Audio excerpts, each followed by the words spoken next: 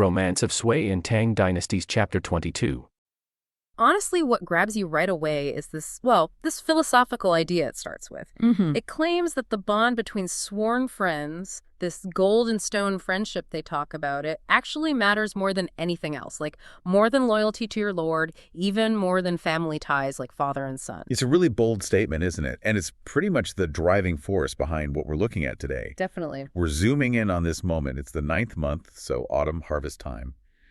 And our main guy, Shan Jiangxin, he should be, busy overseeing the harvest, managing his estate, big responsibilities. Right, the usual grind for someone like him. But all that gets pushed aside. Something far more urgent comes up. The logistics, the planning that Shan Jiangxin used. He deployed this unique tool, this order arrow or Lingjian. A non-official command token? Yeah. Exactly, non-official. To get this whole network of heroes together, like fast. And not for war, not for politics directly, but for a birthday party. Qin Shubao's mother's 60th birthday, specifically. A major milestone. So we're basically looking at a system where personal loyalty, that friendship, is the real command structure. Shanjin's at home, and two important friends show up. Wang Bodang and Li Xuansui. Members of the Brotherhood. And the text paints this picture of immediate warmth, drop everything, bring out the wine, let's catch up. It's been a while. Yeah, that initial vibe is very relaxed, very friendly, but then it shifts. Yeah. Wang Bodang brings up the real reason they're there. The invitation. Exactly. Qin Shubao's mother's 60th birthday. It's set for the 9th month, 23rd day. Not far off. Okay, 60th birthday, that's a big deal culturally, sure.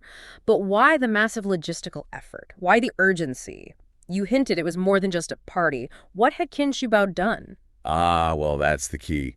He'd caused what the text literally calls a heaven-shaking disaster. Heaven-shaking? He'd gone to the capital, Cheng, for the Lantern Festival. And while he was there, he killed the son of a very powerful official, Yuan Shu, the Yuan Gongzi. Wait, he killed Yuan Shu's son? That's not just a scuffle. That's huge political. Oh, absolutely massive. A direct challenge to a top figure at court. Yeah. You can see why Shan Xianxin's first reaction, according to the text, was pure terror. I bet. He must have thought, okay, this is it. One of my guys just brought the whole system down on our heads. Precisely.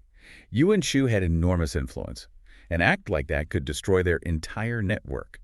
The relief, Li Xuansui explains, only came when the blame got shifted. Yeah. Somehow, the incident was pinned on a family general belonging to Tanggong, Li Yuan, a very powerful figure himself. Wow. So basically, Li Yuan's influence shielded them. That must have taken some serious political maneuvering. Definitely. Li Xuansui points out, if it hadn't been for Tanggong's clout, the consequences would have landed right on them, on their group. So Qin Shubao himself got away clean, at least for the moment. Well, he immediately went underground, scattered to avoid being caught. Which brings us back to the birthday. Okay. So the party on the 23rd isn't just a celebration. It's the first chance for the whole network to regroup, see Qin Shubao, figure out what's next under the cover of a family event. Exactly. It's an urgent, must-attend meeting. High stakes. Okay, so the political danger is sky high. But Shan Jiangxin, being the organizer, he sees practical problems right away. Two big ones before they can even think about traveling. Yeah, the first one is all about, appearances. Social dynamics. How so? If he just rides off with Wang Bodang and Li Xuansui, who brought the news, what about all his other sworn brothers? They'd feel slighted. Right. They'd accuse him of playing favorites, showing thick and thin, as the text puts it. Exactly. And in a network built purely on loyalty and trust, perceived unfairness like that, it can be fatal to the group's cohesion. Everyone has to feel equally valued. That makes sense. Okay, so that's the social problem. What's the second one? Just pure logistics. Time and distance. The friends are scattered everywhere. All over the place, yeah. Long and short roads, as the text says. Yeah. Using normal methods like sending out formal invitations, those transmission posts. It would just take too long. Way too long. People would miss the deadline, the 9th month, 23rd day. This mobilization couldn't wait on the usual slow pace of official channels. Which weren't really designed for this kind of urgent, slightly clandestine gathering anyway. Right. The state post was for official business. It had procedures, potential delays.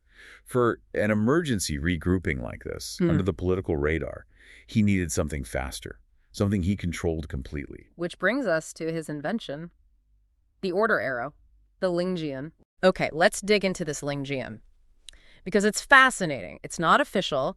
Shen Jiangxin isn't a military commander, no Wu Bian Guanyuan title. Correct. He holds no state rank that would give him command authority. So how does this piece of bamboo, marked with his personal signature, his Huaya, how does it carry absolute weight? It goes back to that core idea we started with, the power of that sworn brotherhood. For these guys, the Jianghu Haoji, the heroes of the rivers and lakes, right, seeing that token with Shan Jiangxi's personal mark, it is the command. It represents the collective will and obligation of their bond. The text says it's like a monarch's command. Wow. When they see it, they have to move immediately. No waiting for a carriage, no delays, just go. Does not await a carriage and acts. It's like, I don't know, the ultimate encrypted push notification from the group leader. Drop everything, coordinates received, move out now. Faster than any official paperwork. That's a good way to put it. It completely bypasses the bureaucracy. An official order might need seals checked, forms filled, reports made. Right, layers of procedure. The Lingjian relies on pure, instant trust and the obligation of that gold and stone friendship. That's a huge advantage when time is critical. So how did he actually deploy these things? He couldn't just toss them out randomly. No, it was very organized. He picked 2 dedicated messengers. And listen to this, he equipped them specifically for speed. Each messenger got 2 horses. 2 horses. Okay. For relays, right. Ride one hard, switch to the fresh one. Exactly. Maximum speed, minimal downtime. And each got 10 taels of silver for expenses. This wasn't casual. It was a funded logistical operation. Investing in speed. And did he give them specific rights? Yes. One specific route is mentioned, northbound, Liangxiang, Zhuzhou, Shuni Village, up towards Yuzhou. A clear pass. And the deadline was firm. What were the meeting instructions? Absolutely firm. The deadline was the 9th month, 15th day. Everyone who got an arrow had to be at Erxian Village by then. That only gave them about a week, maybe a bit more, depending on distance. Tight. What if they couldn't make it by the 15th? Contingency plan in place. If they missed the 15th at Erxian Village, they were instructed to skip it and go straight to the final destination. Old Master Yu's Manor in Wunanshuang, Yanzhou. So the main group would already be moving on by then. Precisely. The whole operation was time-sensitive, no excuses. Converge by the 15th or catch up at the final point. It really does sound like a military operation, but the goal is a birthday party. And right? Did it work? Did they make the deadline? It absolutely worked. The text notes that by the 14th day, so a day early, the first wave from that northern route had arrived. Xiangganjin, Shidanai, Baijiandao, they were there. Impressive. The system functioned. It did. But Shan Jiansun was still careful about the social side, remember? He didn't want anyone feeling left out. Ah, right. The favoritism issue. So while Lingjian handled the super urgent cases, he also sent out the more traditional, slower invitations, the giant tip, to guys like Teng Peizi and Jin Guojun over in Jinan Prefecture. These were men known to be loyal to Qin Shubao. This way, everyone felt included, even if they arrived a bit later. It maintained that crucial group solidarity. So the arrow for speed, the paper invitation for inclusivity, a 2-pronged approach. Smart. Very smart. Covers all the bases, logistical and social. Now, okay, mobilizing people is one thing, but they aren't just showing up empty-handed, especially for a major 60th birthday, right? And travel costs money. Where did the funding for all this come from? It sounds expensive. Yes, the financial side. This is where that network reciprocity really kicks in on a big scale. Wang Bodang and Li Sunsui, the initial messengers, they handled this part too. What did they do? They connected with a man named Chai Chang. Chai Si-cheng. Does he fit into this network? He does, in a crucial way. He's the son-in-law of Tanggong Li Yuan. Li Yuan. The connections run deep. Okay, so Chai Si-cheng is connected to power. But why would he bankroll this gathering? It's still politically risky, gathering all these heroes around Qin Shubao right after that incident. Because of a prior debt. A huge one. Qin Shubao had previously saved Li Yuan Chai Si-cheng's father-in-law during some kind of great calamity at Zishugang. Ah, so it's payback time. Qin Shubao saved the father-in-law's life. And now Chai Si-cheng, representing the family's gratitude, steps up to support Qin Shubao in his time of need. It's a massive exchange of favors, rooted in personal loyalty and past actions. Well, we're not talking about just, like, travel money here, are we? What kind of support did Chai Si-cheng offer? The text says he promised several thousand taels of silver as a gift for Qin Shubao for the birthday occasion. Several thousand taels. Wait, that's an enormous amount of money back then, isn't it? Huge. Absolutely huge. We need to appreciate the scale here. This is a massive amount of private wealth changing hands, driven purely by personal obligation and gratitude. Completely outside any official state budget or tax system. The 8 principals, Binzubaren, plus more than 10 attendants, is a significant group. Not exactly sneaking around. Not at all. They're moving luggage, substantial gifts, likely including that silver, and their personal weapons, all loaded onto small carts. They're conspicuous. And the text specifically mentions they traveled the official route, the Guanlu, through Runan towards Shandong. Why is that detail, using the main roads, important? It signals their absolute confidence. They aren't hiding in the backwoods. By taking the main government roads with this large, armed, wealthy group, they're essentially making a statement. What statement? That their own network, their own influence, their golden stone friendship provides all the protection they need. They clearly believe they can handle, or perhaps simply ignore, any local officials or authorities they might run into. They don't fear the state's local power. It's the 9th month, leaves are turning yellow. That feel of late autumn. Precisely. And you've got this group, 8 heroes, led by the famous Shan Zhongxin. They're riding hard towards Shandong State back then. And they're on a deadline. Right. Very much so. They need to get to this big birthday celebration for Qin Mother. It's scheduled for the 23rd of the 9th month, so only a couple of days away. Okay, journey starts, but almost immediately. Trouble. Yep. Their scouts ride back, panicked, report highway robbers up ahead. But here's the first really interesting clue the text gives us. What's that? The language. The subordinate doesn't call them bandits or thieves. He calls them Lao Ye, lords or masters. Wow, okay, wait. Lords for highway robbers. Uh, Why that kind of respect if they're about to be attacked? Well, because in this world, disrespect can get you killed. Simple as that. The source makes it really clear. Several guys in Shan Xiangxin's own group, they used to be Greenwood figures themselves, part of the Jianghu. So you can't just insult potential ambushers by calling them common criminals. Exactly. Not when your own traveling companions might have ties to them, or at least operate by the same code. Using Laoye is, it's pragmatic. It's recognizing these aren't just random thugs. They're part of a structure, a powerful one. Shan Jiangxin gets this then. He understands they're connected. Oh, absolutely. Which maybe explains his reaction. Right, because he seems weirdly calm about the whole thing. He actually laughs. He does. He assumes it's just, a brother, an acquaintance who's seen his command arrow, his Lingdian, and is just waiting to collect a little travel money. Like a friendly toll booth. Sort of, yeah. His confidence is all based on his own reputation. He's basically saying, hey, they know who I am. This will be quick. A bit of ego, maybe? Believing his name alone solves the problem. Definitely some ego there, yeah. And also just his belief in how the system should work. But it doesn't quite work out like that this time. No, because 2 officials traveling with him, Tong Peizi and Jin Guojun, they volunteer to go check it out. And immediately, Wang Bodang, another hero in the group, he basically says, bad idea. Okay, why? What's wrong with Tong and Jin going? Bodang seems certain it's going to end badly. It all comes down to something called Feng King. Think of it as like local rapport, local understanding, social currency in that specific world. And Tong and Jin, they don't have it. 0. Bodang points out, look, these guys are officials. They have this ingrained official contempt for outlaws for the Greenwood world. They don't know the unspoken rules, the language. So it's not just that they lack charm, it's a genuine strategic weakness here. Exactly. It pretty much guarantees conflict. Bodang lays out this catch-22 situation immediately. What's the catch-22? Okay, so if Tong and Jin, the officials, win the fight, it makes Shan Xiangxin and the Greenwood Code look bad, the Xinyin, the honor code. Yeah. Because the ambushers were supposedly there because of his command arrow, it looks like a setup gone wrong. Right, okay. But if the officials lose, then Shan Xiangxin looks weak. He brought these outsiders who don't respect the rules, and they got beaten. He's responsible. So either way, it messes up that delicate Jianghu balance. Precisely. And Bodang's prediction, spot on. Tong and Jin get routed pretty quickly. They come running back. And we find out who the ambushers actually are. Yu, Junda, and Cheng Yaojin. And get this, they weren't even waiting for Shan Xiangxin's group. Seriously, so the whole assumption was wrong. Completely. They were just being opportunistic highwaymen. They saw another traveler, Chai Chang, who looked rich.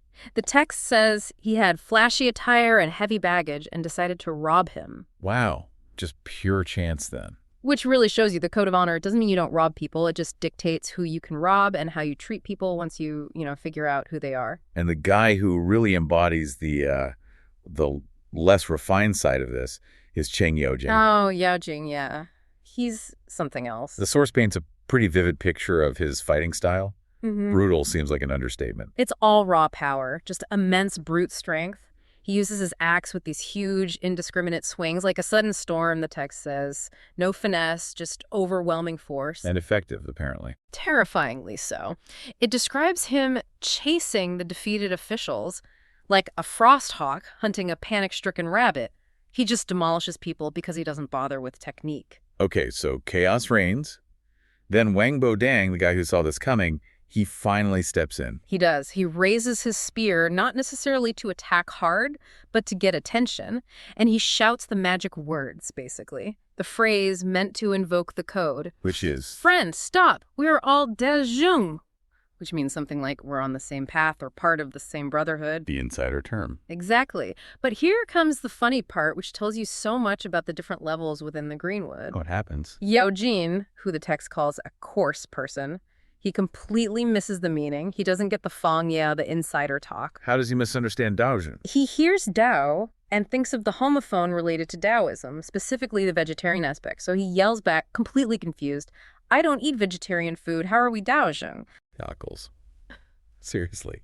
That's amazing. It shows he's kind of new to this whole established hero game, right? Totally. He's the rough around the edges guy who just struck it rich as an outlaw recently. He doesn't have the refined language of the code down yet. Does he get it after Bodang clarifies? Even then, he's still suspicious. He insists, look, even in the Seven Woods, which is his term for the bigger outlaw network, he's still got to pay the road toll. He's still thinking about the money. Pragmatic to the end. So the fight isn't quite over. Not yet. Bodang now needs to prove his credentials through skill, not just words, but he does it cleverly. How so? He fights defensively, expertly, uses these beautiful moves like the silver dragon leaving the sea. He lets Yaojin basically punch himself out, wear himself down with those wild axe swings. Okay. And then the crucial moment. Yes.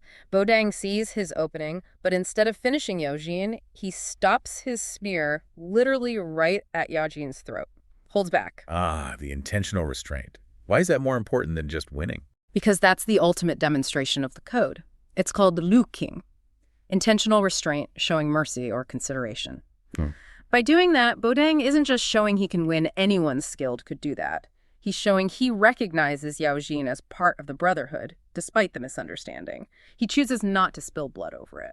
So it proves his mastery, his respects for the code, and his belonging all at once. More than a simple victory ever could. Exactly. It prioritizes the social connection over the individual ego of winning the fight. It's like you said, the highest form of communication in their world. And that finally works. Recognition dawns. It clicks. Finally. The heroes realize who's who.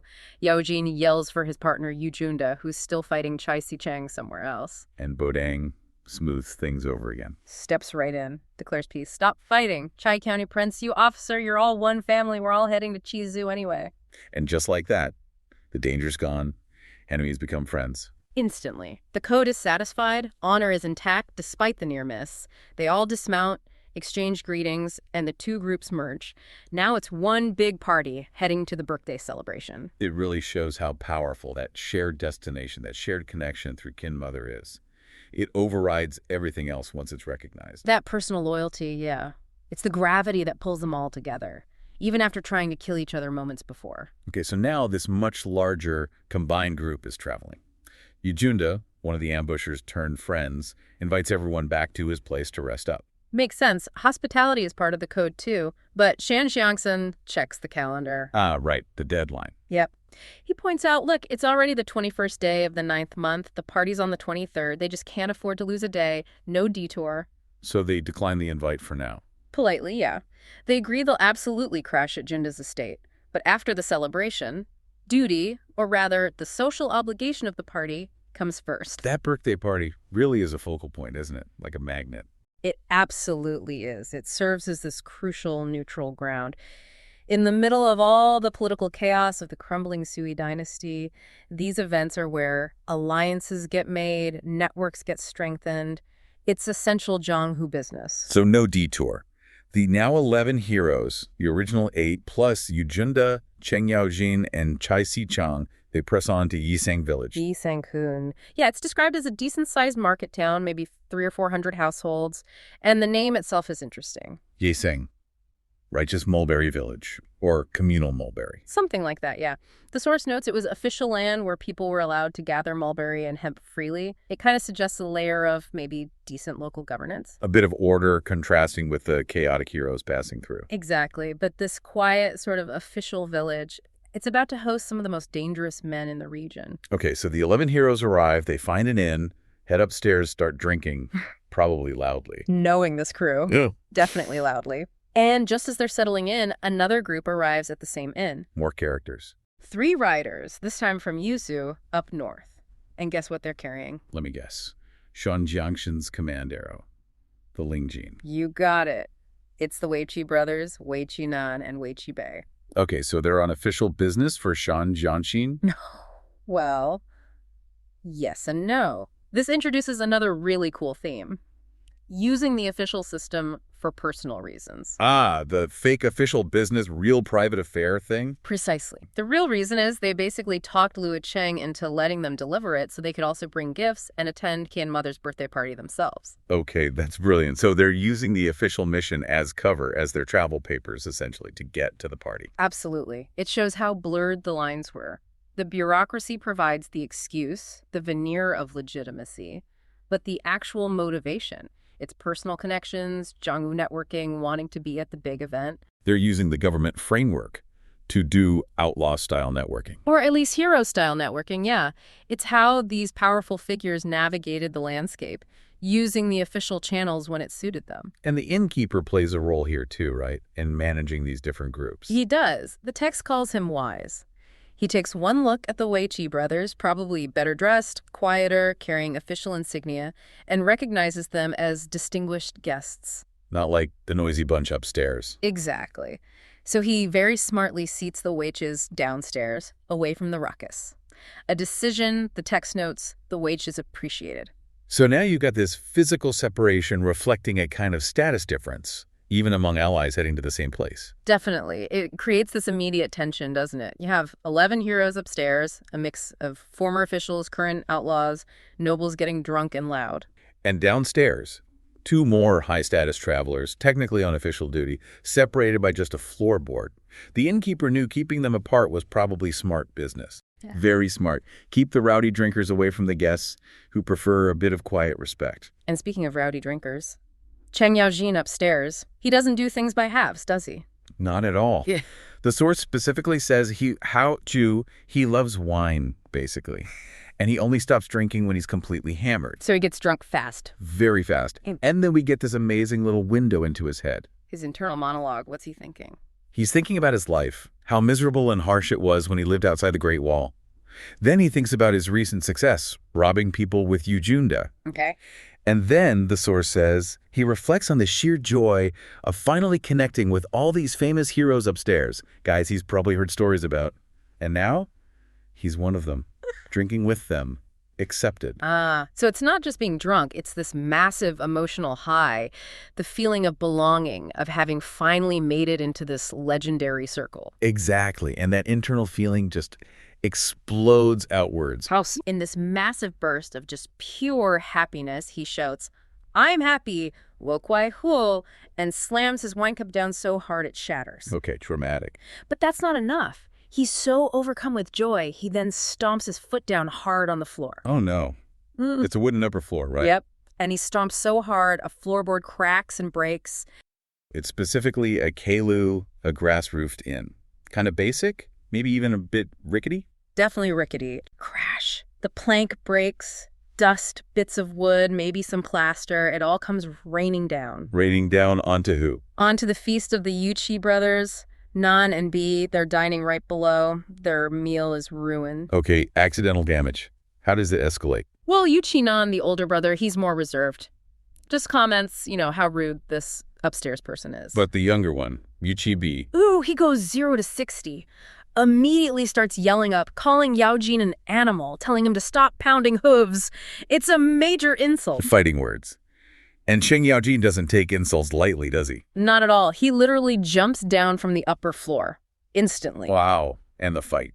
It's described as just raw power. Both Yaojin and UTB have this Lingli Wukong boundless strength. They're not fencing, they're wrestling, tearing their fancy silk robes, hitting hard. The whole inn is practically shaking. So it's pure chaos. Yeah. Then someone tries to change the rules. Exactly. Yu Qinan, seeing maybe they're not winning the strength battle, tries to pull rank. He asks the innkeeper which local government has jurisdiction here. He's invoking Guancheng, official authority. Yeah, he's trying to shift the ground from a brawl settled by strength, which wasn't going their way, to a matter of state authority where maybe they have an edge. But Shan Xiongxin is there too, right? And he hears this. He does. Yeah. And he is not impressed. He gets angry at the tone, this attempt to bring officialdom into a roadside dust-up. What does he say? Basically tells Yu Qinan off, says something like, this is a rough place. We settle things with fists, not official seals.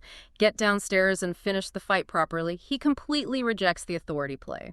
So Xiongxin reinforces the might makes right code of the Greenwood heroes. Absolutely. Personal strength and loyalty above state rules in this context. But then the whole thing turns on a dime. Not because of the fighting, but because another hero upstairs, Yang Gongjin, hears Yu Qinan speak and recognizes his accent. An accent. Yeah, Yuzu accent from modern Beijing area, roughly.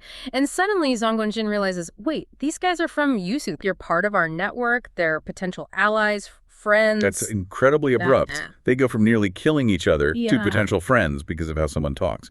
It shows you how their world works. Brotherhood, shared origins that can override immediate conflict. The fight is stopped almost instantly by Yu Junda and Yu Qinan himself once the connection is made. Shared background beats immediate insult. Wow. So what happens then? Total reversal. They change out of their torn clothes. There are apologies all around. The innkeeper gets paid to fix the floor. And the meal. A brand new, much grander feast is served upstairs for everyone. The violence is just, poof, gone, replaced by instant fellowship. They literally patch things up and break bread together. It highlights that fluidity you mentioned. Extreme fluidity. Recognition is everything. So this group, now 13 heroes strong, they drink late into the night. They do. And the text even gives us little details like who are the serious talkers staying up late. Like Zhang Gongjin by Shandao and Shi Denai. He's interesting. Very. A former official. So he bridges that gap between the martial world and the state world they sometimes operate in or against. And who went to bed early? The guys who were tired or maybe a bit outclassed earlier, Tong Peizi, Jin Guojun, who Yao Jin had actually beaten before, and Chai Sicheng, described as a bit spoiled. Right. But the important discussions weren't happening at the table, were they? No, the core group, Xiongxin, Wang Bodang, Yu Qinan, and 2 others, 5 total, they slip out to a nearby mulberry grove.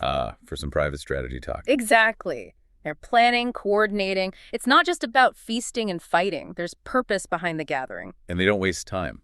They're up early the next morning. Very early. 5th watch, before dawn. They set off for Kizu, which isn't far, about 40-liner. Why Kizu? Big event planned for the next day, a birthday celebration. Okay, so they're approaching Kizu. What's the scene like? It's bustling. They see a huge crowd of people up ahead, but it's not for them. Who is it then? It's the agents, the runners from all the different brokerage firms, the Yaheng. Kizu is clearly a major commercial center. These guys are selling everything imaginable: grain, silk, horses, cloth. It's noisy, chaotic commerce. So Xiongxin has to navigate his group through this. Yeah, he directs them past the market chaos towards their specific destination. They have a host arranged. Who's the host? Jia Renfu.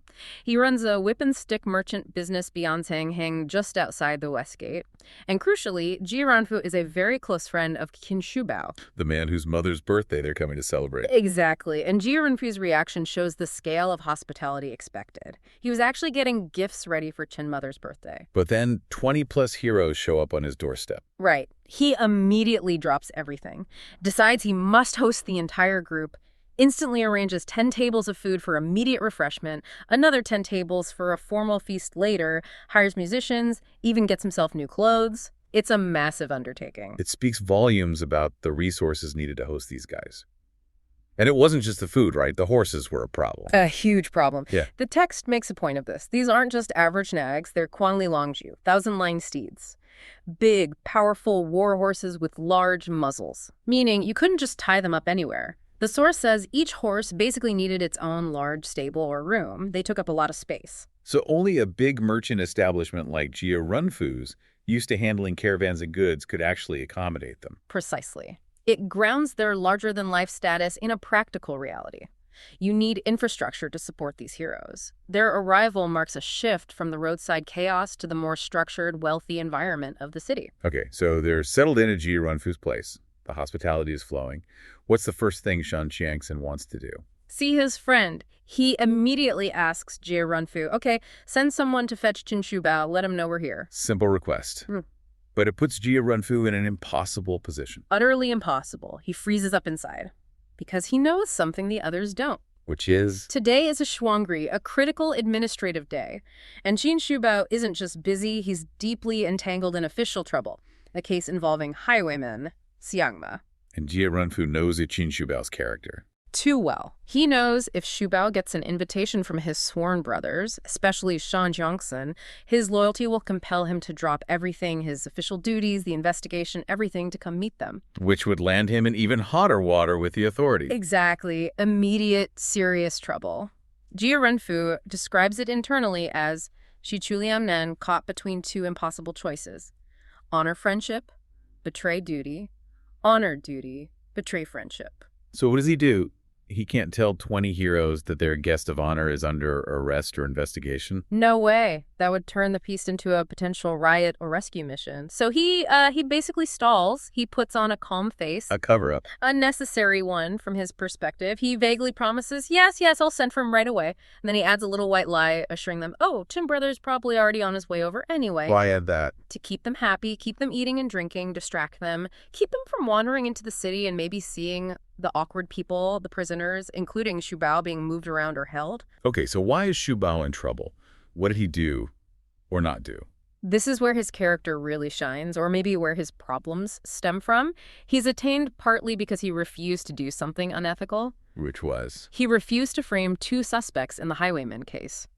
The term used is jada basically, to fabricate evidence or coerce a false confession just to close the case and appease the higher-ups. He wouldn't take the easy way out, even if it meant protecting himself. No. He chose to stand by his principles, even if it meant being lumped in with the suspects and facing the magistrate's wrath alongside them.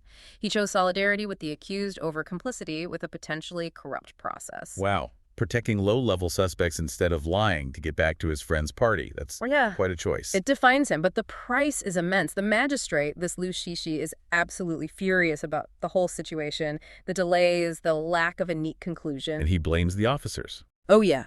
Accuses them all of colluding, maybe even splitting the loot from the robbery. His demand is outrageous. Pay back 3,000 ounces of silver supposedly stolen. Which no one could possibly afford. Of course not. It's punitive.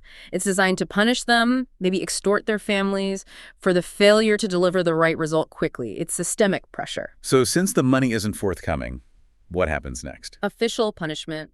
Shubao and 53 others seems to be a mix of officers, maybe some family members, local guarantors, the suspects themselves. They're all brought out for a formal trial. For comparison, the Benjiao. And this is happening while his friends are feasting just miles away. Exactly. The contrast is brutal. The magistrate deliberately delays court until late afternoon, sipai time, maximizing the anxiety. And the trial itself. It's swift and harsh. No real investigation seems to happen at the stage. The magistrate just orders a beating.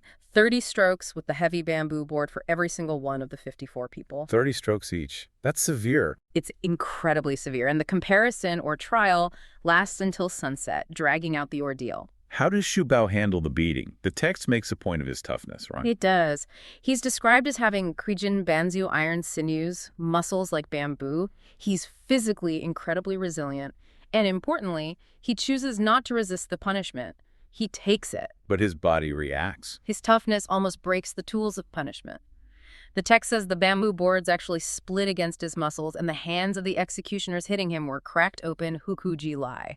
So he endured it in a way others couldn't. Yes. While many others were crying out, perhaps severely injured, needing to be carried away, Shubao suffered broken skin but no broken bones. He walked away under his own power. His body held up, mirroring his refusal to break his principles. It's a powerful physical metaphor. He absorbed the state's violence without yielding his integrity. just like he absorbed the physical blows without shattering. And the scene ends with that incredibly poignant line, contrasting the celebration with the suffering. A burst of drums and trumpets throughout the day. How many grievances weep until dusk? It just perfectly captures the two parallel worlds, the heroes feasting, oblivious. While their friend, the guest of honor, is enduring state-sanctioned torture for being honest.